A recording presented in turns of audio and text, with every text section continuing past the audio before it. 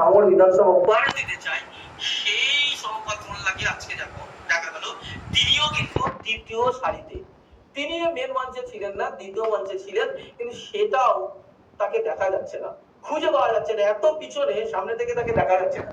তার ছবি এখনো পর্যন্ত পাইনি, তবে আমরা খবর পেলাম তিনি পিছনের দিকে একেবারে ছিলেন, বসার চেয়ারও বোধহয় পাইনি, তিনি দাঁড়িয়ে বোধহয় ছিলেন, এইরকম আমরা খবর পাচ্ছি। তবে কোনোভাবেই ক্যামেরার ফুটেজে, ক্যামেরার ছবিতে তাকে দেখা যায়নি। অর্থাৎ এই যে শওকত মোল্লা, কাশেম সিদ্দিকী, দুজনেই কিন্তু আজকে ব্যর্থ হলেন মুখ্যমন্ত্রীর সামনে। বিভিন্ন জায়গাতে বিভিন্ন নেতা নেতৃত্বরা এই গোটা বিষয়টাকে দেখভাল করছেন। মমতা বন্দ্যোপাধ্যায় নিজে গিয়েছেন ধর্মতলাতে শহীদ দিবসের ঠিক আগের দিন প্রস্তুতি পর্ব খতিয়ে দেখতে, আর সেখানে একটা ভিডিও হয়েছে।